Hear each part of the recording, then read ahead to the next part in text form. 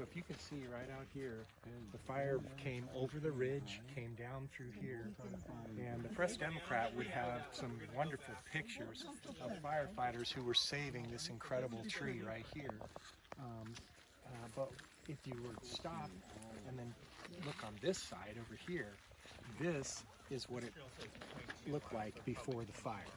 So you can see there's an incredible amount of what is called duff, and also a lot of extra trees and bushes and hedges, all that would be fire starters, right?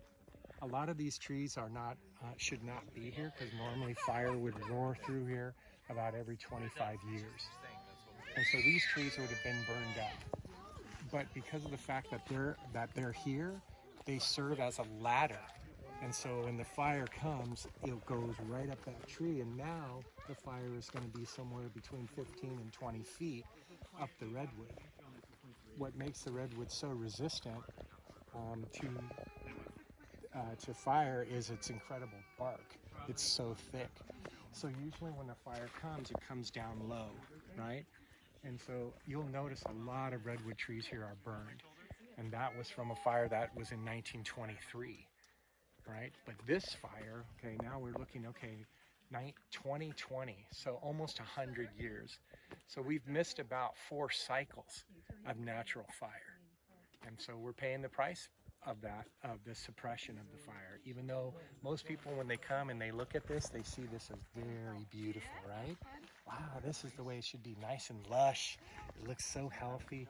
But actually, this is the way that a redwood forest would be if the fires roared through here on the cycles like they normally did. Wow. So what is it like today coming back in after being closed for a year? I mean, one of the things that I love about coming back in today is that so much of it has remained the same. So if we were to take students on tours, so much of it remains the same. We created a pamphlet that is a fire walk, so that will help visitors come and take a look at what happened as a result of the fire. Because most people wouldn't even notice. They'd say, oh, there's a lot of burned trees. But some of those trees were burned here, for decades. So. What about that one? Yeah, this one right here. Yeah. Everything in here was burned. And as you go down this trail here, the Armstrong Trail, all the way out to the road, you'll see great evidence of fire. The fire really roared over this ridge and down, and this is the Wahlberg fire, down along that trail. So when I came out here, when we first were looking at the fire damage, as there were a group of docents, probably about 10 or 12, and that was the thing that was the most alarming to us in terms of our usual walks with the students. Is this would be the area as we're walking down Armstrong that in some ways, months ago would have been frightening for students to see, because there's so much burn.